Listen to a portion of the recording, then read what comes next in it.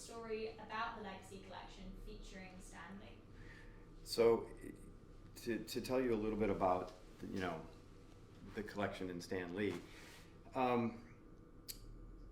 Stan loved cameos. That was the thing. He absolutely loved them. And I was going ahead and I'd known him for many years, but I love him, but he never remembered my name.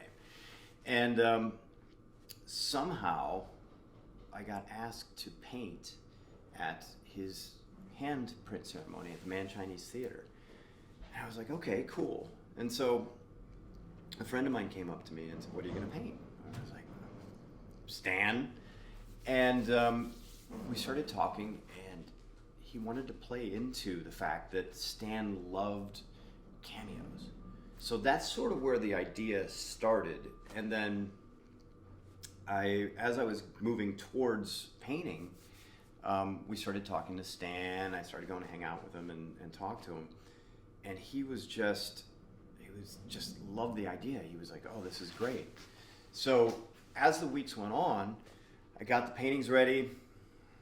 I did the one, and I also had a panel, and Stan wanted me to come paint on his panel at San Diego Comic-Con. So we just kept developing it, and finally I showed him some of the pieces, and he was like, yes, this is it. Robbie, this is great. This is what I want. And that was what we did. And it just sort of built from there. It's funny, the whole thing started with 20 paintings, and Stan he was like, we should do this one, and we should do this one. Then it was 40 paintings. Then we should do this one. And it just kept growing and growing to like all of his favorite comics. And then I started going in there. I wanted to do some of my favorite comics. And then we thought, well, the entire Marvel universe is basically built by Stan. So even characters and things that he didn't personally create, we started doing those as well, because when it all comes down to it, it was his his dream, his vision, his everything that built the world that we watch today. Love that. So, as an artist, you've obviously had tremendous success in the traditional areas. So, what would you say brings your interest to launching this collection as NFTs? Well, I'm going to go to two parts of that. The first part is I forgot to say that when I was first asked to do this collection, it's not really in my style, right? It is and it isn't. I ended up making it become my style, but I paint with very controlled chaos, and Stan sort of really pushed the envelope of wanting me to do things. And when it was brought up to do an NFT much later after Stan's passing, I thought it was a great idea, because I know that Stan, he wanted everybody to see this. This was the last thing he worked on. This was it. And he trusted me so much that he signed some blanks knowing that he would do modern comics, do other things, and bring it into the world, and of course bring it into the world with his image on it. So it was perfect. And I had done some NFTs with Mogul, and the first one we did was just fantastic. It was just great. Everything about it, I was shocked, and I didn't know much about NFTs at the time. And after that, and after learning about NFTs, I thought, well, this is perfect. It's made because it's made for it. Comics and movies and TV are all like this. So why not bring it into NFTs? Why not bring it into the future? Yeah, I love that. So obviously Stan holds a lot of trust in you. What do you think his thoughts would have been about NFTs? Stan held a lot of trust in me because I actually have no idea why he trusted me. No, he had a lot of trust in me because he had seen the art that I was doing. He knew I was going on the right path, and he loved innovation. He loved things that were new, that would really push the envelope of all kinds of art, right? And so NFTs push that. They break the envelope in some ways, and it's brand new. So what do I think? Stan would have loved it. He would have, if he was here, he would have been all for it, 100%. So Mogul just launched its NFT marketplace for the entertainment industry. What's your experience been like working with Mogul, and what words do you have for other artists when evaluating which NFT people to work with? Well, other than Andrew, no. My experience in working with Mogul has just been fantastic, and I'm not saying that because they're all sitting here.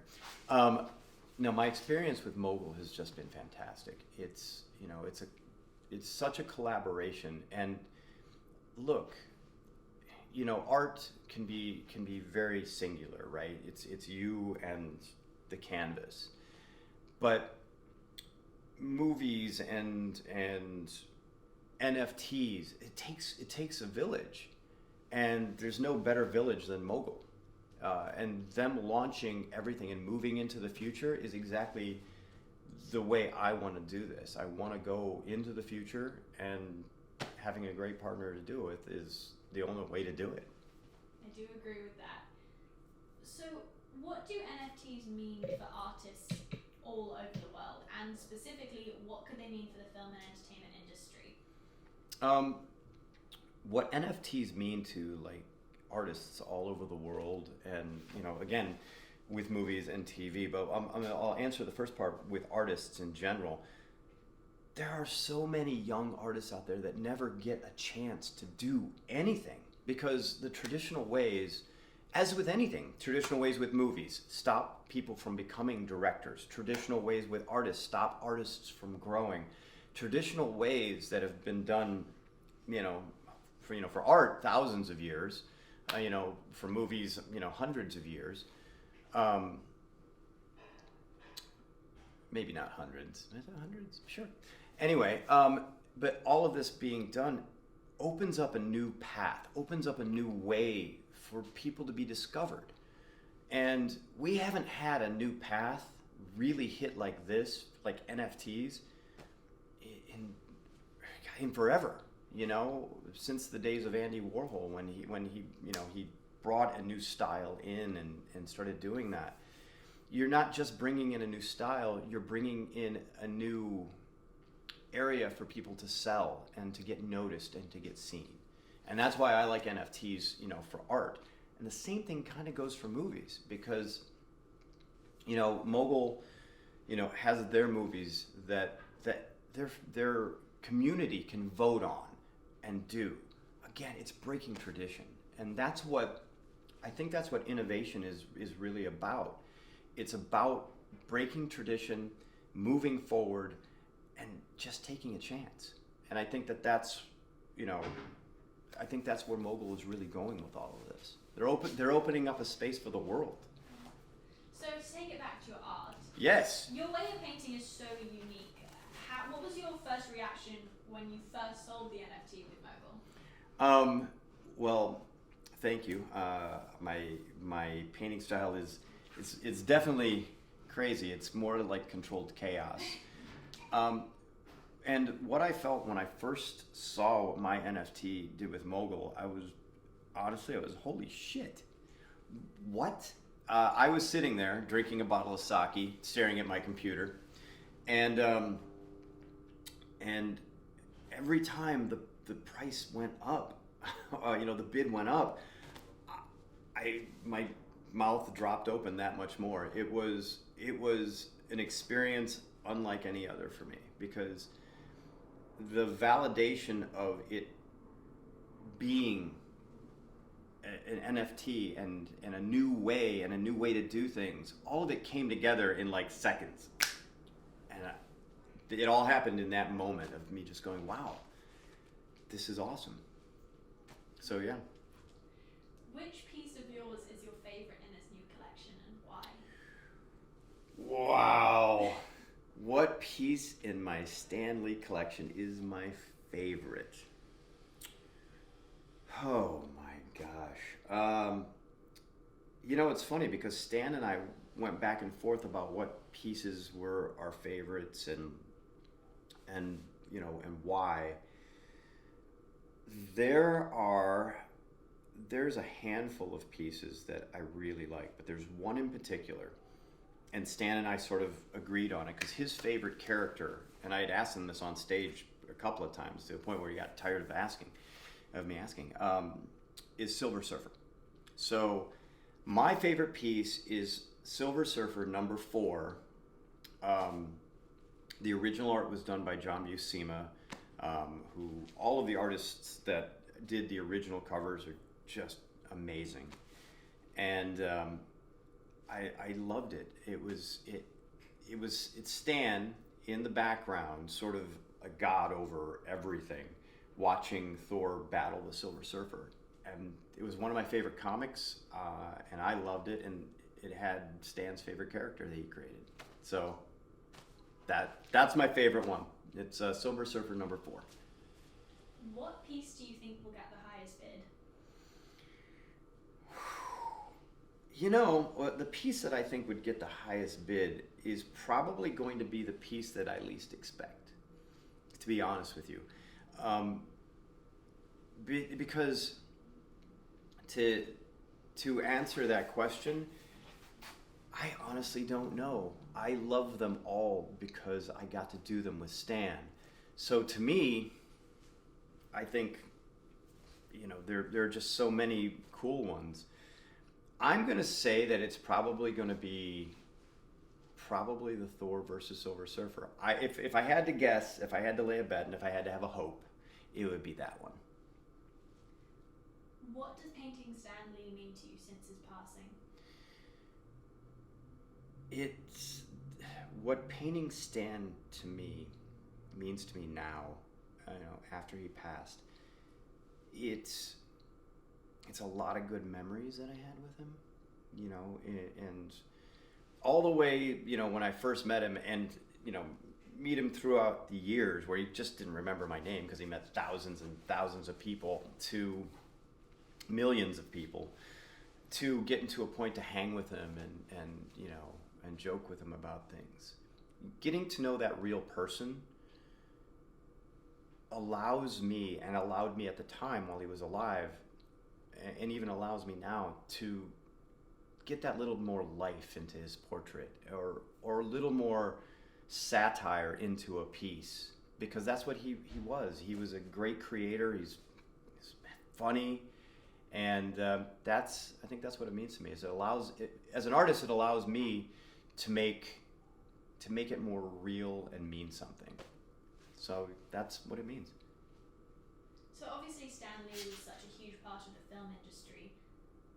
Other than him being a big part of it, what was, in addition to that, something that made you want to create pieces of him in the first place? You know, I think just painting Stan, let me rephrase that. What led me to wanting to paint Stan in the first place is, one, come on, he's a god in the industry, right? He created so much. Just the ability for me to tap into that meant everything to me. So in creating and wanting to create all these things, it allowed me to tap into a little bit of his genius and hopefully carry it with me to some of the pieces. Are you excited to engage with the fans to talk more about your newest pieces? I am so excited to engage with fans and to talk more about these, because there's so much. There was history being made when he was, you know, when he's doing it. It was his last, like I said, it was his last project. It was, you know, he signed them all. He touched some of them with a brush and with a pencil.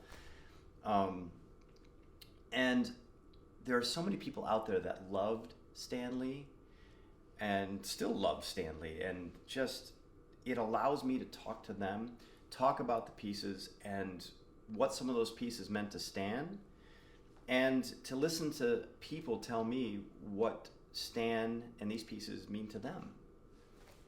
I love that. So what would you say is the hardest piece for you to paint? The hardest piece for me to paint, there's a dual question in that. because the hardest piece to paint just physically probably are the ones that are really big.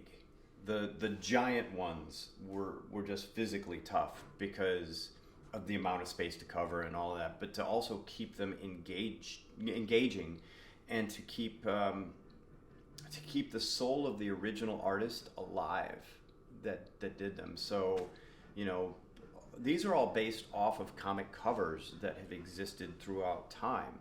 So not only was it my job to portray Stan and really do him justice, but also to do justice to the original artists that did them and my parodies that follow. So I wanted to be really, really careful on doing all of the right things for all the people. Airplane! All the plane. We have a bazooka in back if we need to take one out. So, how excited are you to work with Mogul again on this new set of NFTs? Because you said what a great experience you had the first time. Obviously, this new I can't answer. I'm done. No. Obviously, this new collection is so big and carries so much weight behind it. What are your feelings towards this new collection with Mogul? I want to work with Mogul again, especially on this, because I pay a lot of attention to detail when I paint. Mogul pays a lot of attention to detail on all of the things in their community, and being able to tell their community that, and being able to do all the things that I can't do. So for me to work with them on this is really important, because there's a lot of information to get out. And there's a lot of meaning behind that. I want people who care, and Mogul does. And that's why I want to work with them on this. So we're going to talk a little bit about more of the crypto tech side of things just for a minute. Oh, Christ. Yes. Have you ever owned an NFT? Or if you wanted to, which ones would you have your eyes on? Wow. Have I ever owned an NFT? I haven't. And it's more that I am buried in work, in art, and everything all the time. So I don't really pay attention to the open world much outside of my world, to be honest with you. Excuse me. Yeah, don't put that on there. What's he doing? He's burping.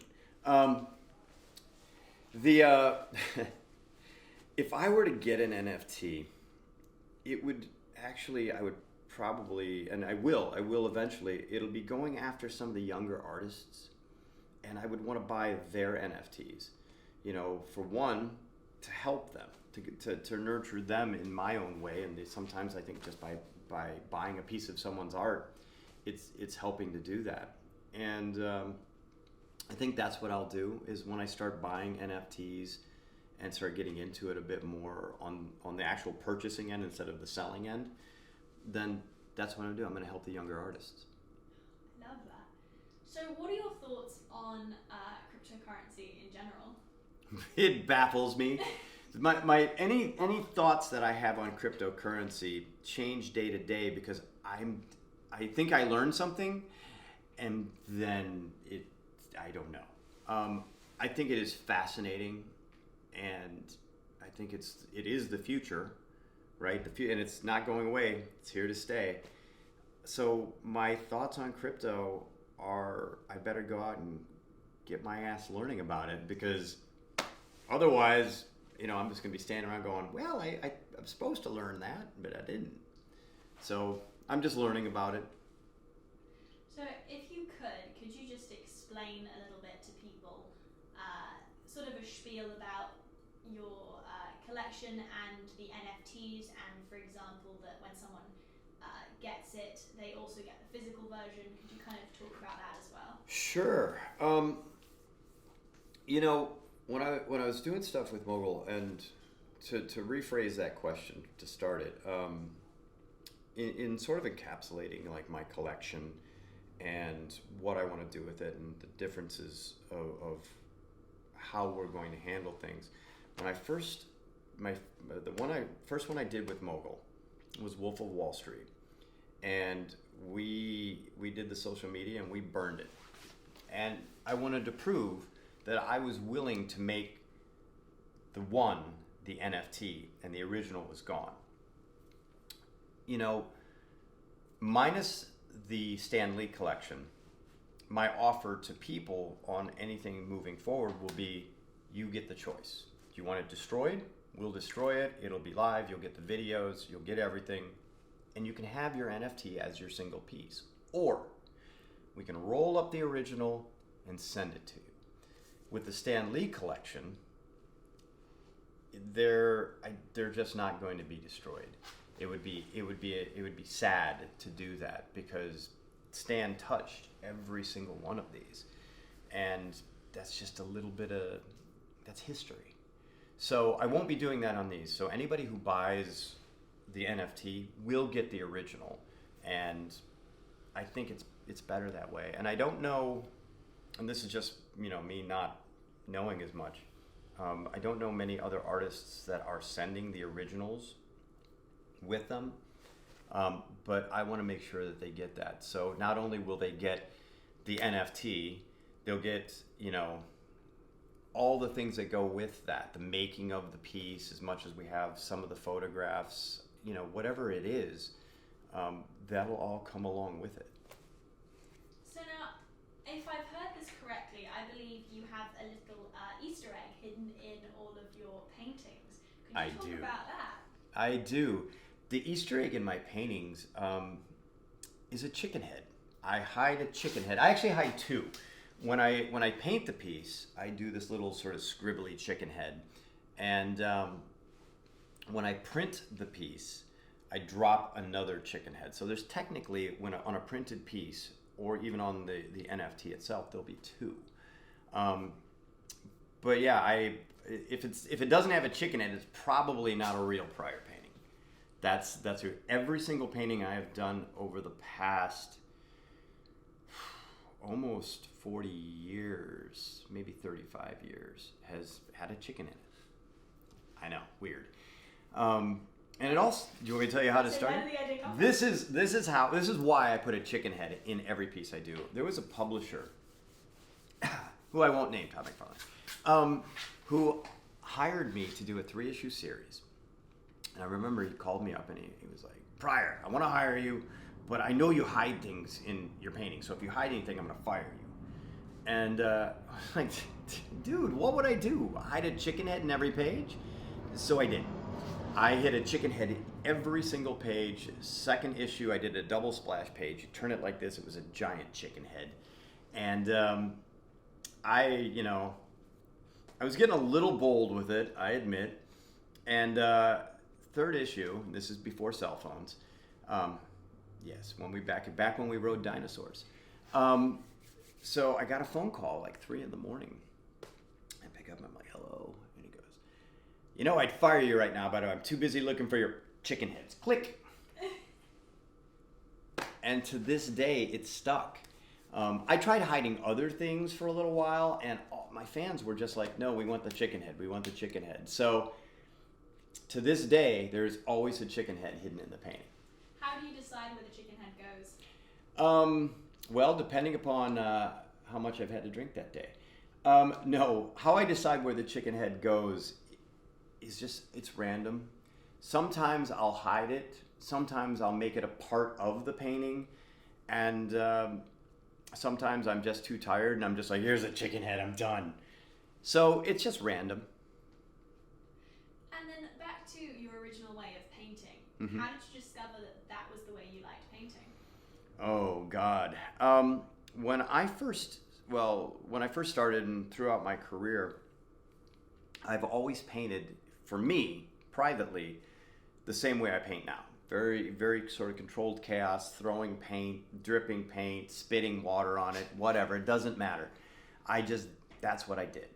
And for the public, it was always very pristine, photorealistic, because I was doing photorealism for magazines and stuff like that before Photoshop was prevalent. Yes, I'm 252 years old.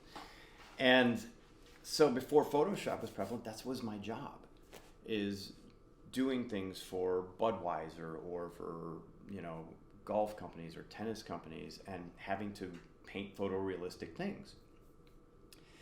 And I just burn out. To me, there was no life in it. And I started moving into gallery work, and I was confused because I couldn't do photorealistic work and call it gallery art. So I went to my wife and I was like, I think I'm going to stop painting. And she was like, if you stop painting, I will divorce you. I can't live with you if you're not painting.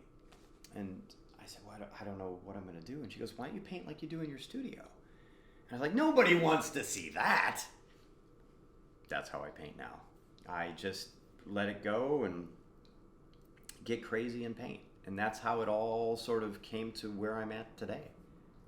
I love that. Well, thank you for all of these questions. Could we get you looking straight down the camera and just giving a little intro to people who are looking at your NFTs? Maybe a thank you for looking, can't wait for you to buy them, just something, a nice little message to the NFT purchasers. Buy the NFTs. I want to thank everybody out there for looking at my NFTs and looking at the artwork and just taking the time to do that. If you're out there and you're buying one of the NFTs, again, thank you. I'm honored that anybody would like them. I'm honored that anybody would take the time out of their busy day to like the art. And I would tell everybody out there, keep watching, because every single one is just going to get bigger and better. With the Legacy Collection, Portraits of Stanley, this parody collection, there's 95 paintings in the collection, but we're going to NFT 20 of them. And that's to start and how we're going to do this. And it's so exciting because I get to see each of these come to life, online in the NFTs. When we were taking all of the paintings to Stan's house and dropping them off, Stan would just sign them. And some days, I felt really bad, because there were some days he could sign 2, and there were some days that he would want to keep going and sign more. And I never wanted to push him, and he himself was the one that was like, let's do another one. And he would sign all the time. He was signing all the way up until a couple days before he passed.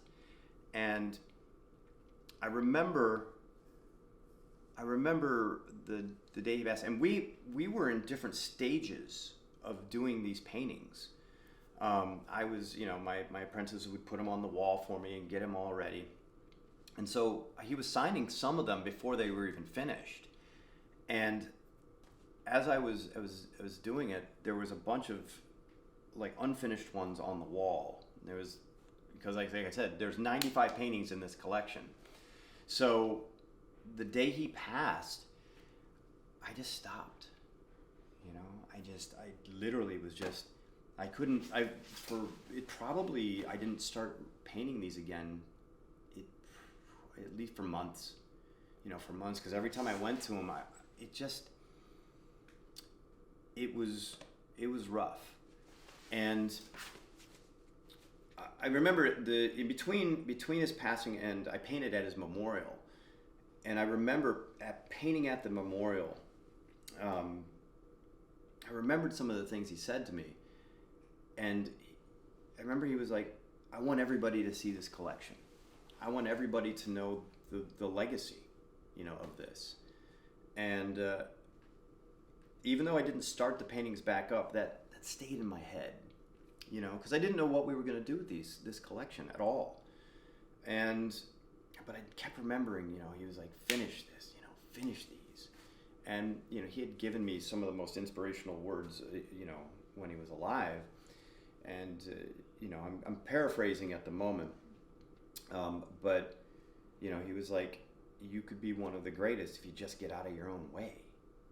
And all of those things just kept building in my head. And finally one day, a couple months later, I was like, well, I'm going to go finishing them all. And that was sort of how it all came together. And it was definitely a labor of love. While Stan was alive, it was his labor of love with me. And after his passing, it was my labor and honor to be doing it of Stan and letting the world see it.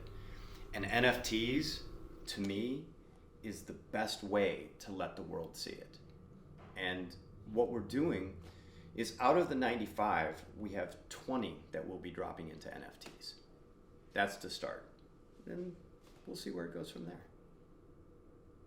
Talk about the handprint ceremony when you met Stan, and like how you painted his handprint ceremony. How I got reacquainted with Stanley was the handprint ceremony for the Man Chinese Theater. He was going to get his handprints done, and I remember listening to him talk about how he was like, how am I going to get the cement off my hands? And I started laughing. You know, I was his opening act, which was really crazy because there were all these reporters from all over the world, and I'm thinking to myself, I didn't care about any of that. I didn't care about any of these people. I was, getting to do this with my hero, who I had met, like I said before, I'd met him a million times, but I'd never gotten, as close as I had gotten to him, around then. And so I opened up, I was painting before he went on, and then he did his handprint, and just like he said, he was like trying to get the cement and everything off of his hands. And we were sitting there taking pictures and on the red carpet, and he leaned over and he was like, I really want you to do this for me again. And the next week I was in San Diego. I was painting with him on a panel. So I had some of my own panels, and he wanted me to paint with him every chance I could. I had done several others after that. I'd done a Samsung conference with him. He was like, Robbie, I want you to paint. And it just sort of became this thing. And during all of that is how the collection was born, his ideas and his favorite comics. And that was how it all came together. I will say his favorite of the batch is not one of the 20, but there's a bit of a story to it. Submariner Namor #1. And it's where, the Submariner is on the cover flexing. And he kept that one. He wouldn't give it back. And he would show everybody. He would be like the housekeepers, look at me, I'm buff. All the time. And so I was like, are you going to be sending the Namor one back? And he goes, yeah, I will, but I'm going to keep it here for a while. And that was the greatest thing, because when I found out why he wanted to keep it, he just wanted to show everybody. And I was like, oh, I felt at that point I was doing him justice.